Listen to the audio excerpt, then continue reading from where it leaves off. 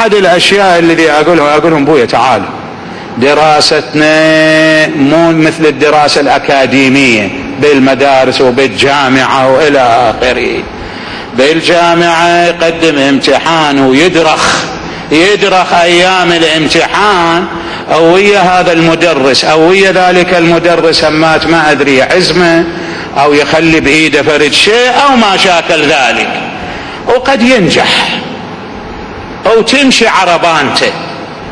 لكن احنا دراستنا في حوزاتنا العلمية ما يفيد هذا الحكي ما يفيد.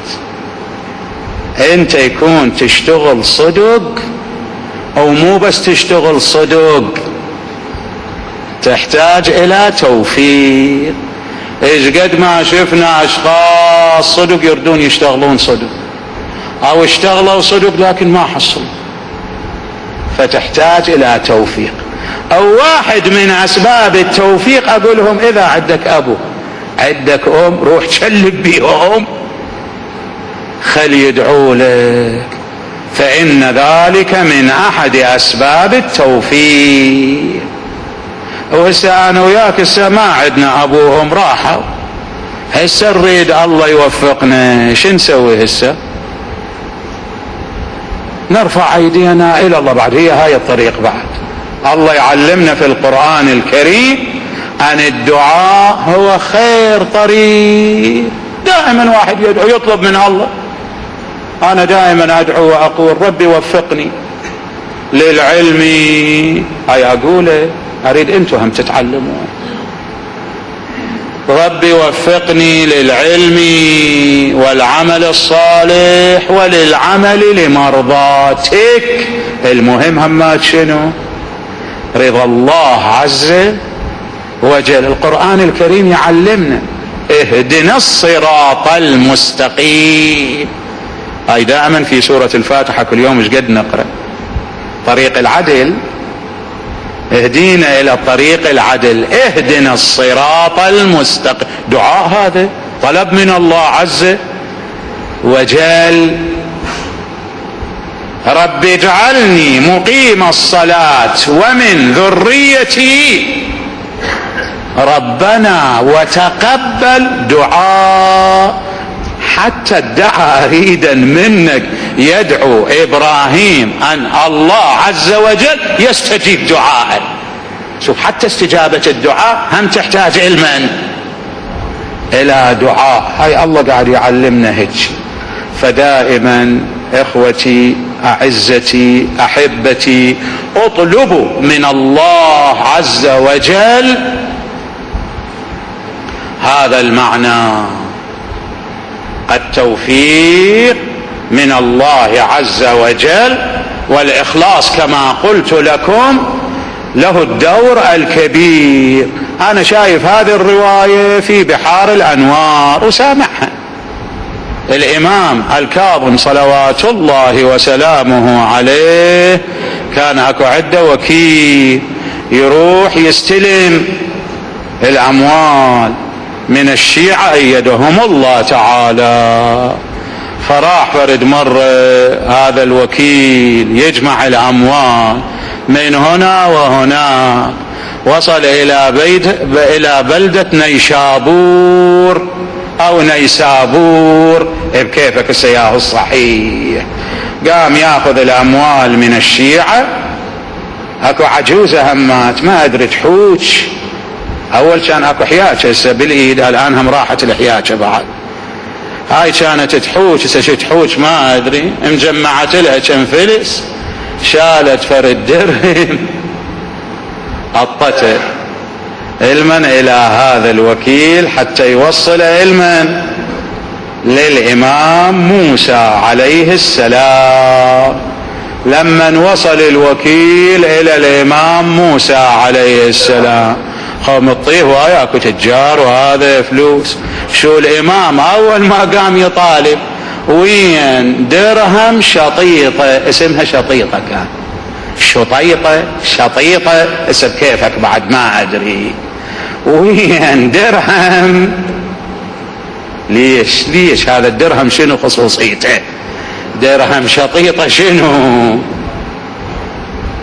لأجل أنه مع الإخلاص، الدفع كان عن إخلاص، هذا الإخلاص إلى هالقد أهمية. أمير المؤمنين صلوات الله عليه صدق بخاتم، خاتم شنو؟ من حديد، من فضة، من حديد، قد قيمته يعني.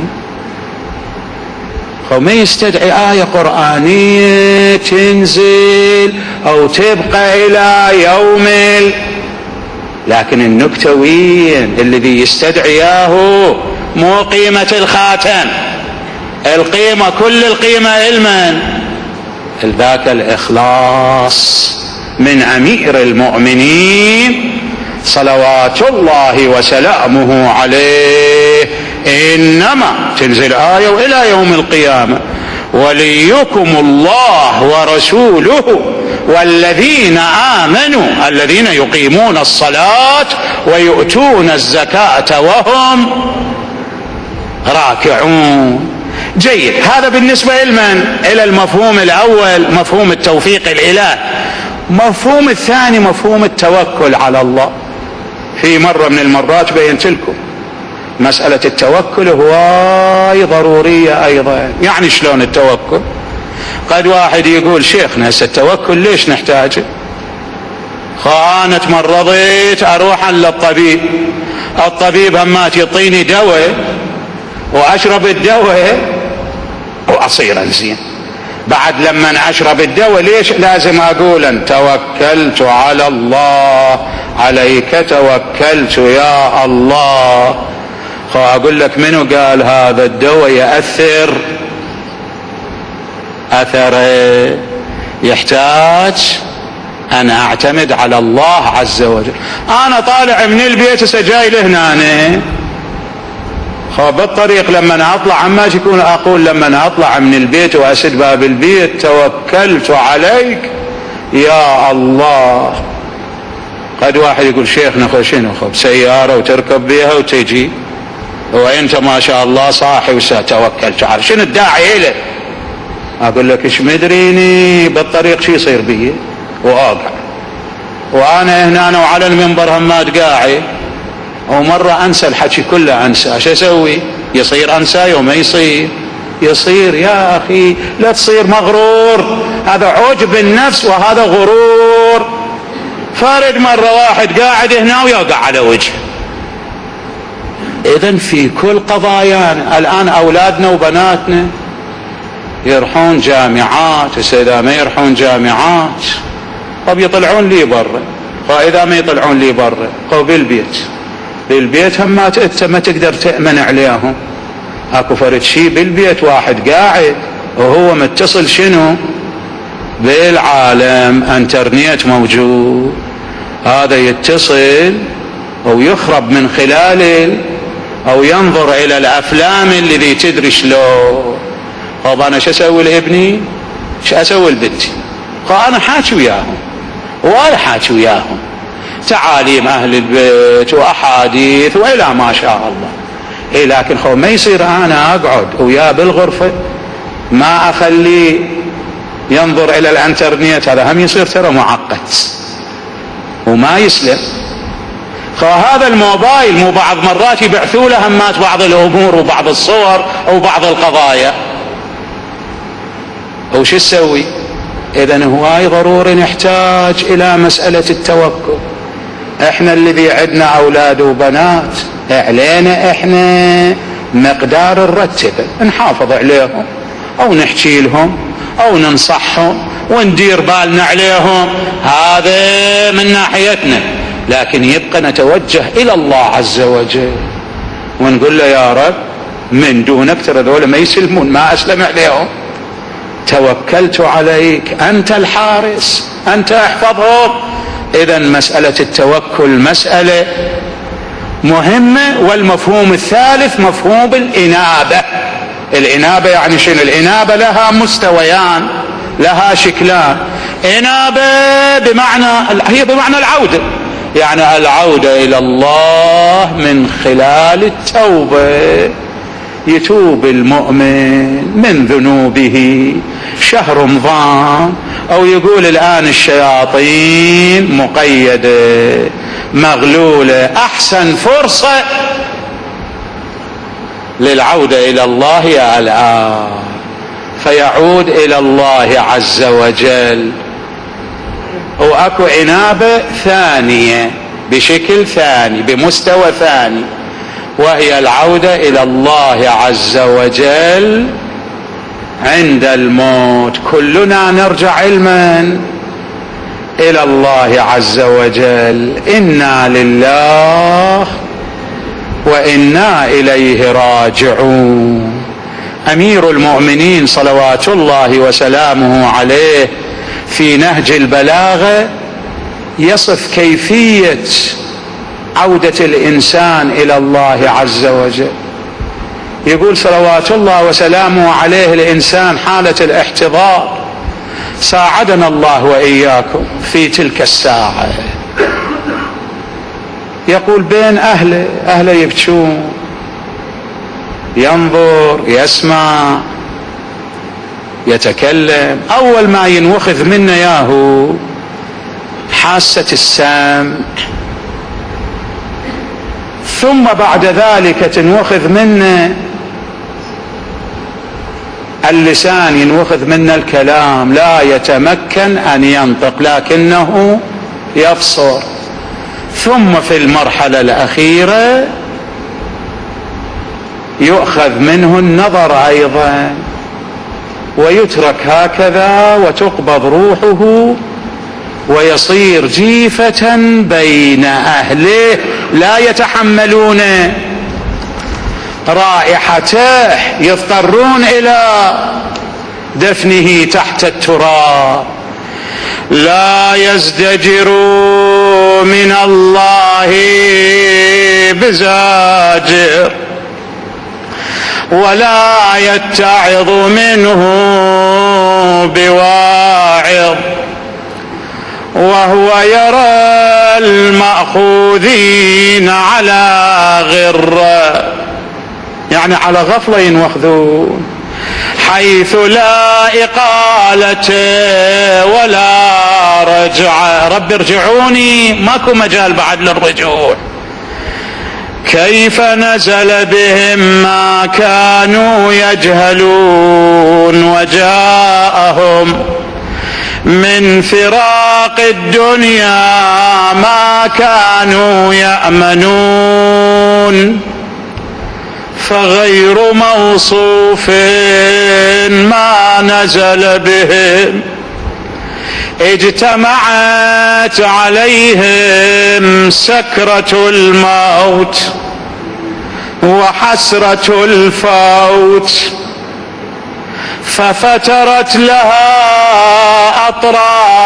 أطرافهم، تأخذ أطرافه بالارتخاء، وتغيرت لها ألوانهم، ثم ازداد الموت فيهم ولوجا، فحيل بين أحدهم وبين منطقه، وإنه لبين أهله، ينظر ببصره ويسمع بأذنه، على صحة من عقله وبقاء من لبه، يفكر فيما أفنى عمره.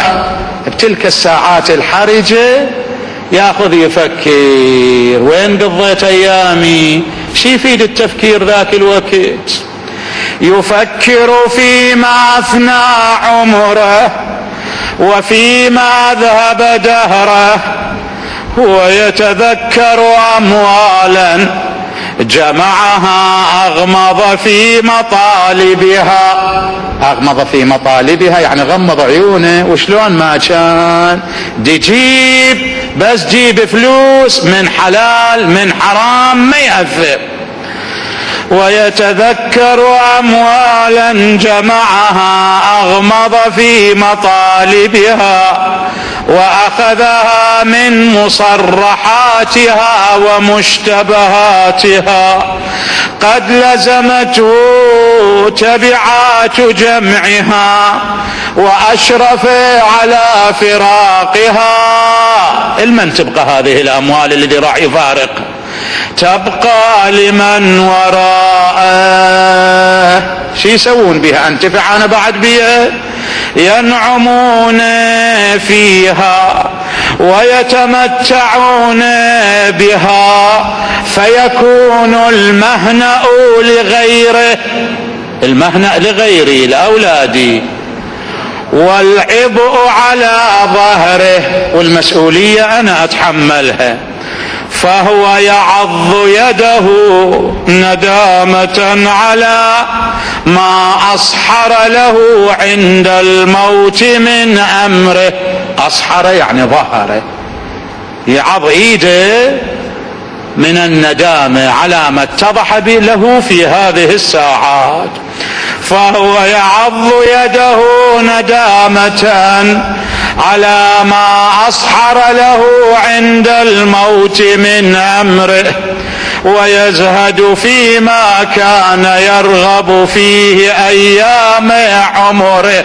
الآن يزهد في الأموال التي كان يرغب فيها في البداية، ويتمنى أن الذي كان يغبطه بها ويحسده عليها قد حازها دونه. يا ليه ذولاك الذي كانوا يغبطوني ويحسدوني كانوا هم يحصلون تلك الأموال، لا أنا محصل تلك الأموال.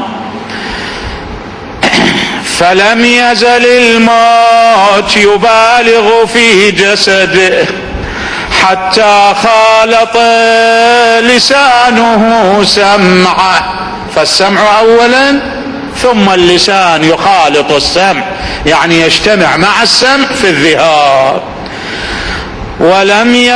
فلم يزل الموت يبالغ في جسده حتى خالط لسانه سمعه، فصار بين أهله لا ينطق بلسانه ولا يسمع بسمعه، يردد طرفه بالنظر في وجوههم، يرى حركات ألسنتهم ولا يسمع رجع كلامهم.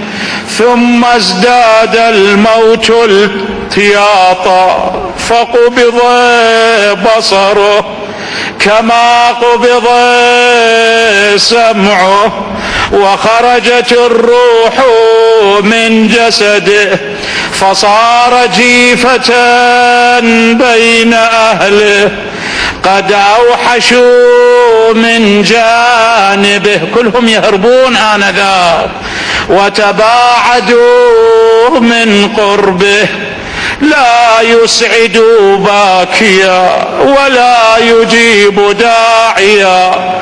ثم حملوه، لوين يحملوه؟ ثم حملوه إلى محط في الأرض أو مخط في الأرض وأسلموه فيه. المن أسلموه؟ المن يتركوه؟ وأسلموه فيه إلى عمله وانقطعوا عن زورته. كم يوم يزوروه أو بعدين في أمان الله، أو يصبحون شلون وكأنهم لم يكونوا في هذه الدنيا عمارة، كأنه ما جايين إلى هذه الدنيا. أسأل الله تبارك وتعالى أن يغفر لنا ذنوبنا وينبهنا من نومة الغافلين.